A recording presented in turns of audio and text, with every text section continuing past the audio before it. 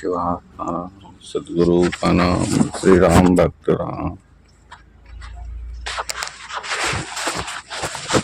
कौन है तेरा जो तू इतना इठलाता है?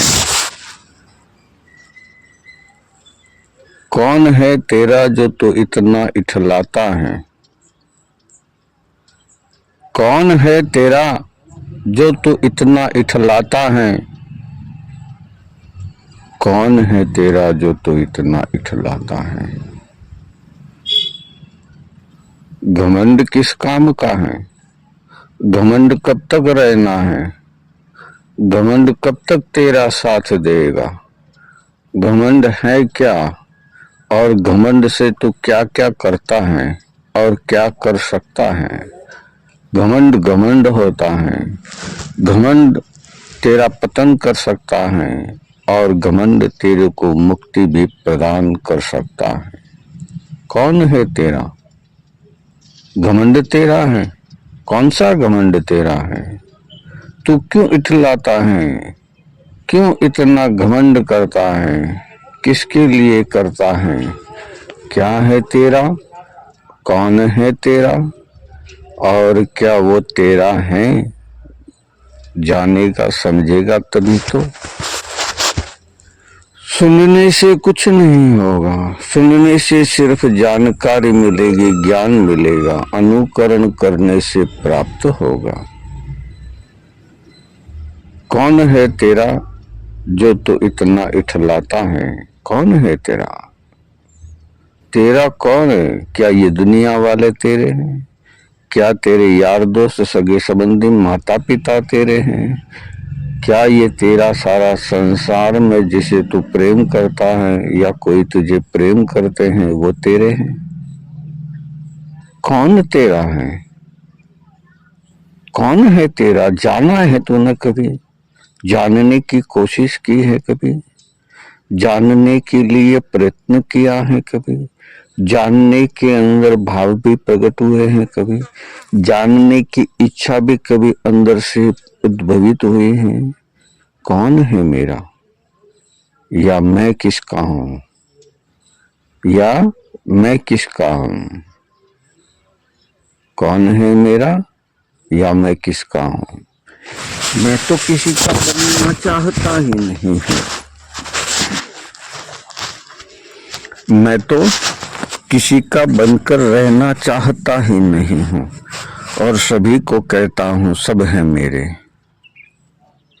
जब मैं उनका हुआ ही नहीं तो वो मेरे कैसे होंगे? वो मैं मेरे कैसे होंगे? वो मैं मेरे तब होंगे जब मैं उनका हो जाऊंगा। अब उनका तो मैं होता हूँ लेकिन किस तरह से होता हूँ जानते हो? उनका मैं होता हूँ किस तरह से होता हूँ जानते हो? कहाँ जानते हो? जानते तो तुम ये जो रास्ता पकड़ा हुआ है ये रास्ते से तुम परे हो जाते। जानते तो तुम इस रास्ते से परे हो जाते और ये रास्ता जो तुमने अधोगति का ये रास्ता जो तुमने अधोगति का अपनाया है ये रास्ते से तुम परे हो जाते। जानते हो तुम? नहीं जानते। नहीं जानते इसीलिए तो तुम अभी तक इस रास्ते से परे नहीं हुए हो। परे तुम्हें ही होना है। तुम्हें ही शीर्षासन करना है। तुम्हें ही सर नीचा और पैर ऊपर करने हैं। कैसे करोगे? शीर्षासन करने के लिए तुम्हारे घमंड को जिसमें तुम्हें अहंकार है, जिससे तुम्हें इतना बल बुद्धि ज्ञान विवेक अविवेक सारा ही तुम्हारे पास है। सब कुछ है तेरे पास। सब कुछ क्या नहीं है तेरे पास? इसी का तुझे घमंड है। ये सब कुछ होते हुए तेरा कुछ भी नहीं है। ध्यान रखना। बहुत गहराई से बता रहे हैं गुरुदेव। गुरुदेव ने समझाया है ध्यान रखना। ध्यान रखेगा तभी तो प्राप्त कर सकेगा। ध्यान नहीं रखेगा तो कौन है मेरा जिस पर मैं इठलाता हूँ? कौन है तेरा जिस पर तू इठलाता है? कौन है मेरा जिस पर मैं इठलाता हूँ, कौन है तेरा जिस पर तू इठलाता है। बस भेद यही है, समझना। अभी तक मैंने अपने आप पे इतना गुरूर किया था, इतना अभिमान किया था कि मैं ये कर सकता हूँ, मैं वो कर सकता हूँ, मैं ये कर दूंगा, मैं वो कर दूंगा, मैं ये हो सकता हूँ, मैं वो हो सकता हूँ, मैं ऐसा करूं, मैं वैसा करूं। इस पर मैंने इठलाया था। किस लिए? कि मेरे पास शक्ति ज्यादा थी मेरे शरीर की, मेरे पहचान की, मेरी बुद्धि कपट बुद्धि की, बुद्धि कपट बुद्धि की। मेरी कपट बुद्धि की जो मैंने प्राप्त की हुई थी सारी विद्याएं मैंने लगाकर इस संसार के अंदर संसार की माया को अपनाया और उसे बहुत प्रेम किया। उसमें इतना लालायित हुआ कि मैं खुद को भूल गया। मुझे और तो सब याद रहे। मेरे बच्चे के लिए धन कमाना है, मेरी पत्नी के लिए गहने बनाने हैं, मेरे परिवार के लिए घर बनाना है, मेरे सुख संपत्ति के लिए ऐसो आराम की चीजों को खरीद कर उपलब्ध करवाना है। अब समय जो था तुम्हारा तुम्हारे पास इकट्ठा करने का, और इकट्ठा क्या करते चले गए यही समझ में नहीं आया है। तुम्हारे पास इकट्ठा करने के लिए समय था, जवानी थी, जोश था, बुद्धि थी, ज्ञान था, विवेक था, बल था, परंतु उसने तुम्हें विवेक को उपयोग नहीं करने दिया। विवेक का उपयोग किया होता आज तो हम यहाँ नहीं होते। हम यहाँ हैं इसका अर्थ यह है कि अभी भी हम दो जख में हैं। दो जख कौन सा? तेरा और मेरा। ये मेरा है, ये मेरा है, और ये तेरा है, यह भी मेरा है। ये जो तेरा है यह भी मेरा है। अब ये दो जख कहाँ है? अब गुरुदेव यही समझा रहे हैं कि ये तेरा है वो मेरा है, और मेरा है वो मेरा है। तेरा है वो मेरा है, मेरा है वो मेरा है। यही दो जख हैं। अब गुरु समझा रहे हैं मेरा है वो तेरा है, और तेरा है वो भी तेरा है। मेरा है ही क्या?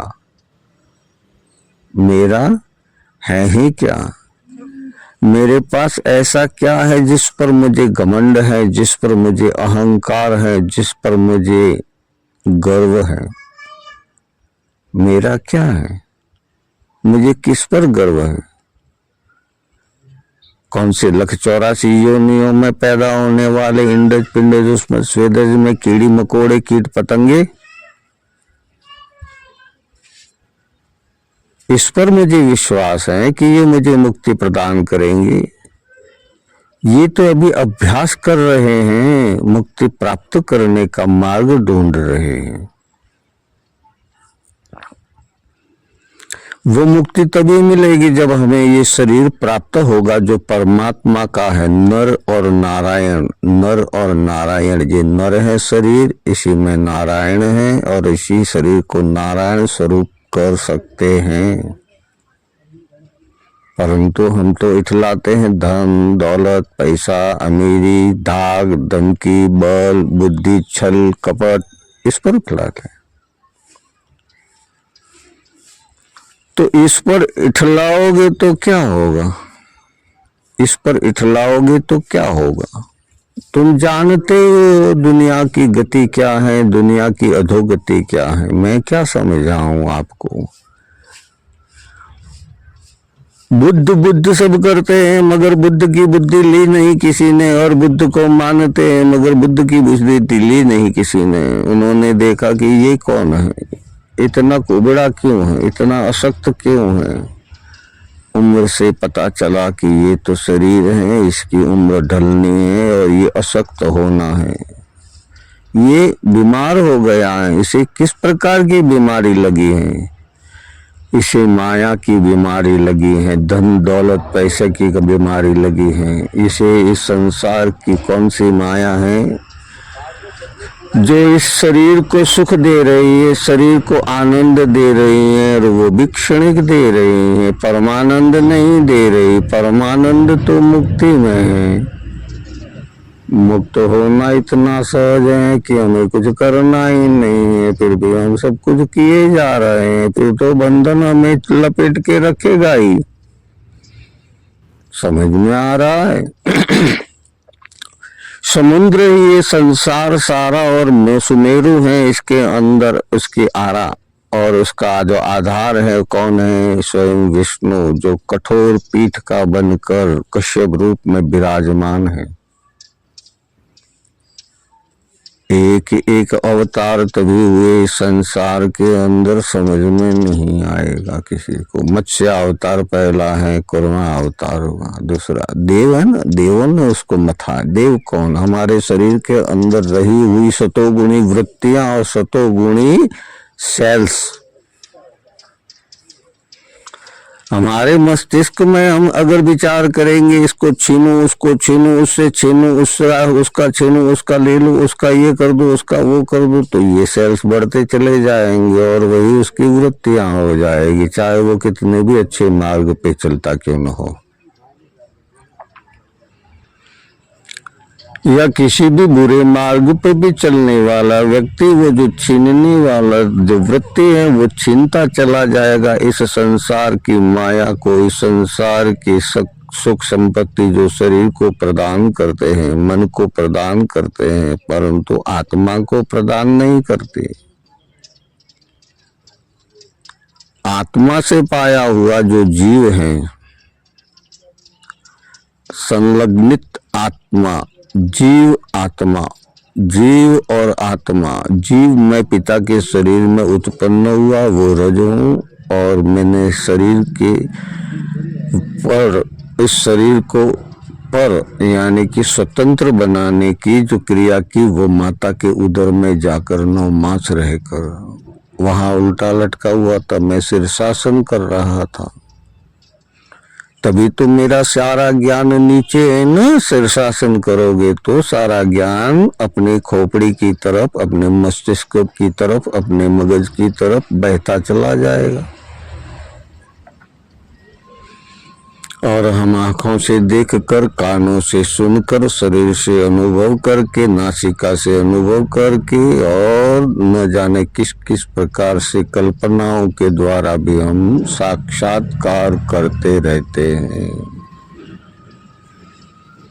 कल्पना हमारी बहुत अच्छी है तो हमें बहुत अच्छा साक्षात्कार होगा, और कल्पना हमारी खराब है।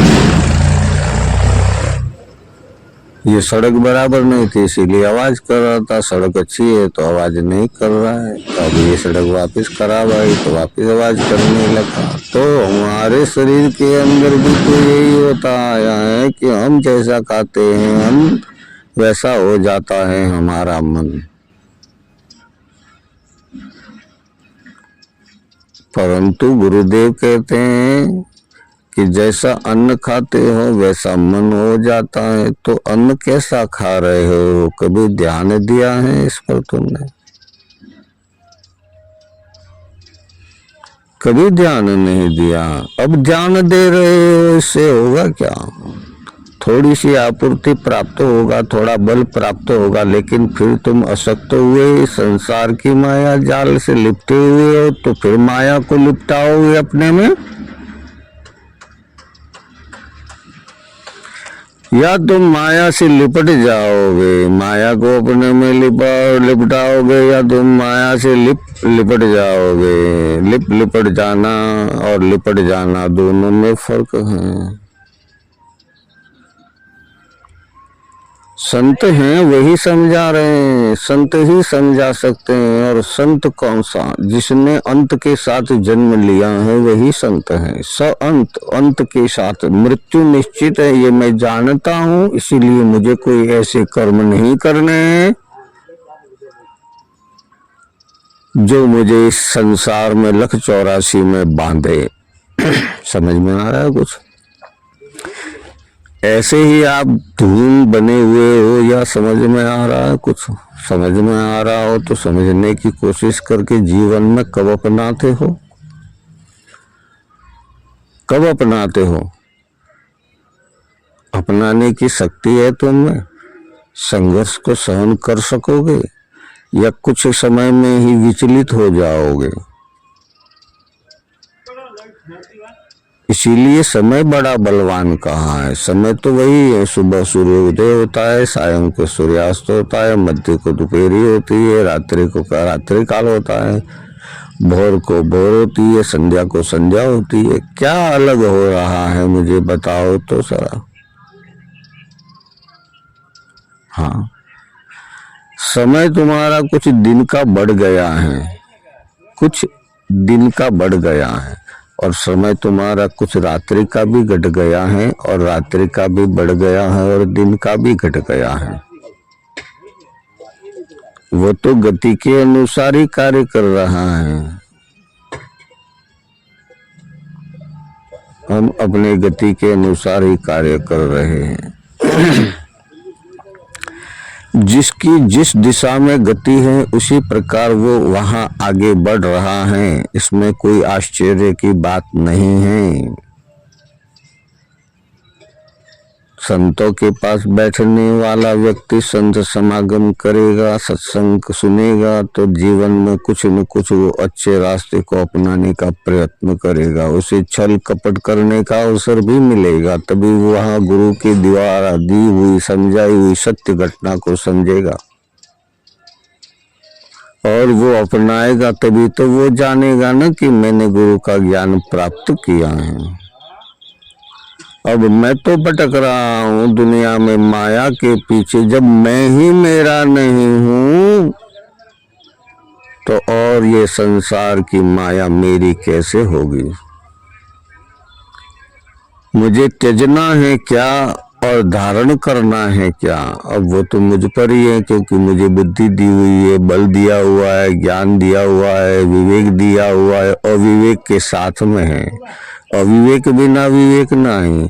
तो जैसे सुमेरु है उसमें मंथन किया गया वासुकी से, वासुकी वाह यानी जहां जिसकी जैसी इच्छा, जैसा तरंग अंदर विचार हो वो उद्भवित हो वासुकी से। अब ये देखो किसको क्या प्राप्त हुआ और किसको क्या प्राप्त होने के बाद भी वो उसे प्राप्त नहीं कर पाया है। प्राप्त करने के लिए उसे स्वयं को प्राप्त करना होगा, तभी तो प्राप्त कर सकेगा। छल से अमर नहीं हो सकते हैं कभी, ध्यान रखना। इतना ही समझने में आ जाए, समझन में यानी कि अंदर गहराई से समझ में और अनुकरण में समझन में आ जाए। ये जो समझण में आ जाए तो ही हमें मुक्ति प्राप्त हो सकती है। अन्यथा तो पुस्तकें भरी पड़ी हुई है ज्ञान से, तो उसमें क्यों दीमक लग जाती हैं, वो क्यों खराब हो जाती हैं। और हम में भी तो वही हाल है कि हमारे पास भरा पड़ा है ज्ञान और हमारे दीमक लगी हुई है। काम, क्रोध, मद, लोभ, मोह, माया, आलस्य और ऐश्वर्यता ये हमारे पास है। ऐश्वर्यता है वो हमारा घमंड है। ऐश्वर्यता जो हमें प्राप्त हुई है, हम कामना पूरी कर सकते हैं, क्रोध पूरा कर सकते हैं, मद के अनुसार हम अपना कार्य सिद्ध कर सकते हैं। अभिमान जिसे कहते हैं, अभिमान वो घमंड का ही स्वरूप है। परंतु अभिमान, मान और अभिमान दोनों में फर्क इतना ही है कि आगे अ लिखा है और आ को निकाल दो तो सिर्फ मान रहेगा। और मान यानी माना है जिसने नवलिंगात्मक देह को, शरीर को, ये नवलिंग देह है ना। अब वो तो बार बार समझा रहे हैं, सभी ने समझाया है, मैं आपको क्या समझाऊं। ये 9 द्वार का पिंजरा समझ में नहीं आया किसी को। क्यों बनाया मैंने, मैं किस जन्म में कौन से कीट पतंग में था और इस जन्म में अभी इस स्वरूप में आपके उपलक्ष्य में हूँ। और हो सकता है कुछ काल के बाद यह उपलक्ष्यता भी रहे न रहे। परंतु जब तक ये उपलक्षता है मेरे देह की, मेरे शरीर की, आपके शरीर की, आपके देह की, आपके बल की, आपके बुद्धि की, आपके ज्ञान की, आपके विवेक की, आपके अविवेक की, आपकी सारी जो शक्तियां हैं उसी का घमंड है।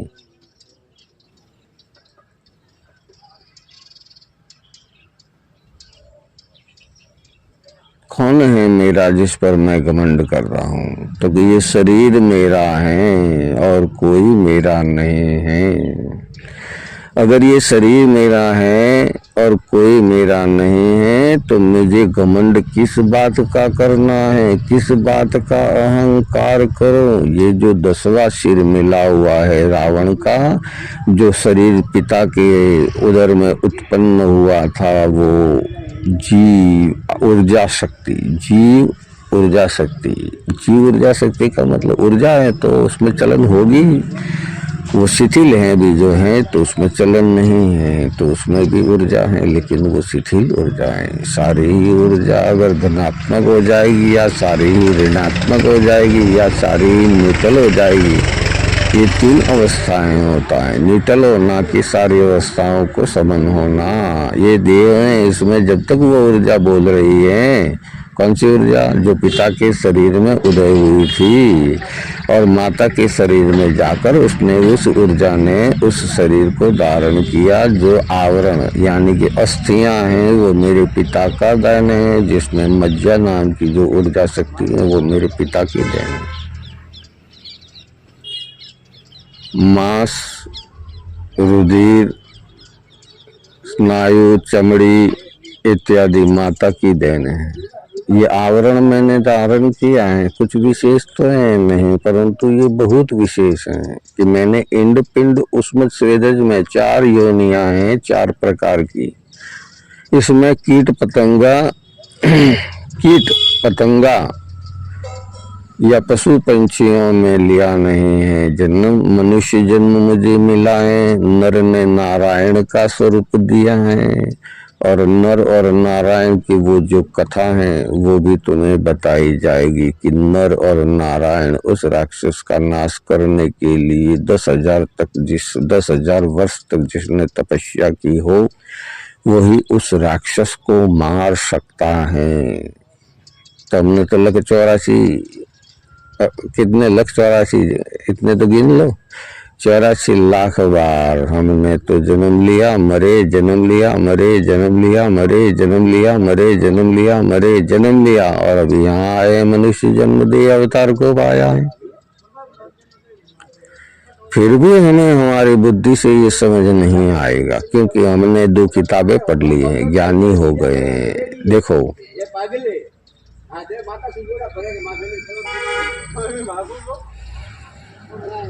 देखो ये दुनिया सारी पागल है और पागल इसीलिए है कि अब क्या समझाऊं, बार बार समझाऊं, बार बार तो मुझको ही समझा रहा हूं। मैं तुम्हें समझाने वाला कौन? कहाँ गलती करता हूं उसका सुधार मैं कैसे करूं? कौन बलवान है? तो वो बलवान है तो कौन है? और बलवान है तो कौन है? ये शरीर बलवान है।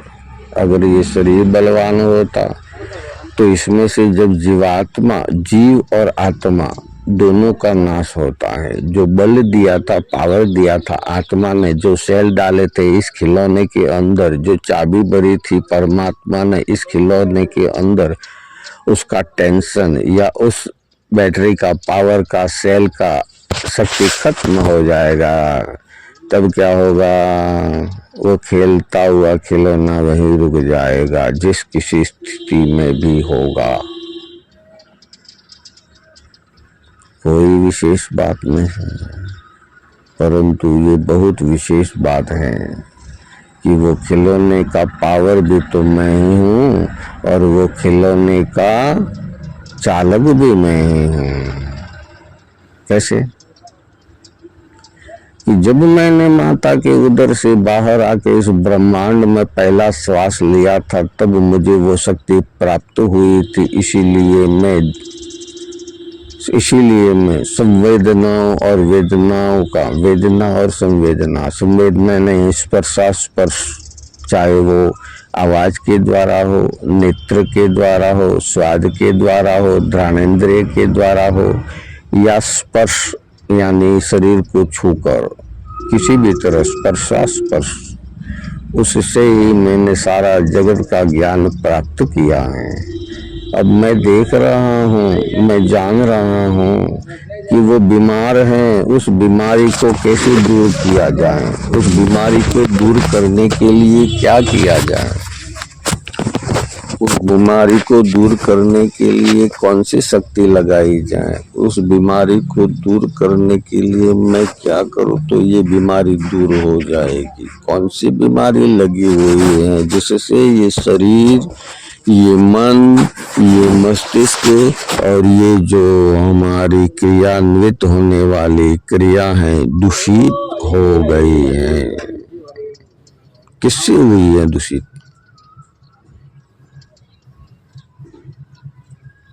हमारी ये जो खान पान की क्रिया है ये दूषित किससे हुई है? कौन है इसे दूषित करने वाला? क्या तुमने मेरी क्रिया को दूषित किया है? क्या उसने मेरी क्रिया को दूषित किया है? या उसने, इसने, तुझने, किसने किया है? किसी ने दूषित नहीं किया, मैंने ही अपने आप को दूषित किया है। मैंने ही अपने आप को दूषित किया है और कोई दूसरा है ही नहीं मुझे दूषित करने वाला। समझ में आया?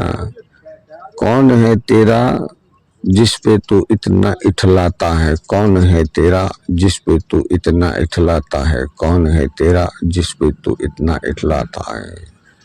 कौन है तेरा, कौन है तेरा इस जगत में जिस पर तू इठलाता है? तो हुआ नहीं है किसी का, तू तो हुआ नहीं है किसी का। अब तो किस पे इतना इठलाता है? अब तो किस पर इतना इठलाता है? जो माया थी इस जगत की उसका तो हो गया, जो माया थी इस जगत की तो उसका हो गया। तू हुआ तो कोई बात नहीं पर तू क्यों वहाँ पर खो गया? जो हुआ तो कोई बात नहीं, जो हुआ तो कोई बात नहीं पर तू क्यों उसमें खो गया? खोया तो कोई बात नहीं फिर भी ना समझा, फिर भी खो गया तो कोई बात नहीं इस माया जाल में। खो गया कोई बात नहीं फिर भी उसको ना समझा। तो गया जन्म ये एड़े, तो गया जन्म ये मुक्त में, तो गया जन्म ए व्यर्थ ही, तो गया जन्म ये बेकार हुआ मेरा मनुष्य जन्म आना। क्या ना बेकार हुआ? मनुष्य जन्म आना। तो बेकार हुआ ये मनुष्य जन्म में आना। मुझसे तो अच्छे 1,84 जो परमात्मा की शरण में नित ही धूम लगा।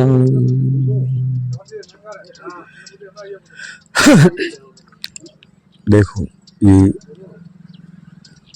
चिड़िया यहाँ अपने परमात्मा में धुन लगा रहे हैं, ये चींटियां अपने परमात्मा में धुन लगा रहे हैं, ये इंसान अपने अपने परमात्मा में धुन लगा रहा है। सबकी धुन अलग है। अब तुम्हारी और मेरी धुन क्या है और इस चिड़िया की धुन क्या है? वो एक ही है, क्योंकि तुम अभी मुझे सुन रहे हो। समझ रहे हो, जान रहे हो और कुछ कुछ अनुभव करने का संकल्प भी मन में हो रहा है। अब तो तुम्हें संकल्प किया है तो दृढ़ता तुम में अवश्य ही आएगी, वो निष्ठा तुम में अवश्य ही आएगी। वो ऊर्जा शक्ति तुम्हारी जो पिता के शरीर में उदय हुई थी, वो ऊर्जा को पूर्ण स्वरूप प्राप्त होगा। इस शरीर से बाहर तक तुम दिखाई दोगे तुम्हारी औरा के रूप में। बहुत गहरी बात है, समझना बड़ा कठिन है, परंतु समझने आए उसको ही समझ आएगा। सुनने वाला सुन लिया भूल गया, क्या मतलब हुआ? सुनने वाला सुन लिया भूल गया, कोई मतलब नहीं है। उसका अनुकरण करना है, सच्चे मार्ग पे चलना है, निष्ठा से किसी का अहित नहीं करना है, निष्ठा से किसी का खराब नहीं करना है, निष्ठा से किसी का परेशान नहीं करना है, निष्ठा में रहना है। समझ में आए तो समझ लेना, मुझे तो समझ में आया इसीलिए समझा रहे हैं गुरुदेव कि समझ में आया है तो समझा, नहीं समझ में आया है तो खाली ऐसे ही तुमने मनुष्य जन्म पाया है और व्यर्थ गमाया है, इसमें मैं क्या करूं? मैंने तो तुझे समझा कि सच्ची ऊर्जा को जहां हृदय में राम विराजे चीर कर छाती सकत को दिखलाया, जहां हृदय में राम सीता मैया विराजे और जहां लक्ष्मण और भरत का है वासा। ध्यान रखो, अभी तो राम और सीता मैया के दर्शन हुए हनुमान जी के हृदय में, अब राम लक्ष्मण भरत और शत्रुघ्न और श्री सीता माता जो अर्ध अंग हैं किसका? श्री राम जी का, उसका अनुभव होगा। वो छाती में ही चीर कर हम दिखला रहे हैं संत महात्मा लोग जो प्रयागराज में अभी स्नान कर रहे हैं। वो किस लोभ से आए हैं, किस सुविधा के लिए आए? सुविधा तो तुमको चाहिए, कैसे सुविधा चाहिए? हरिओम श्री हरि शिवा, हरिओम हरिओम आया शिवा।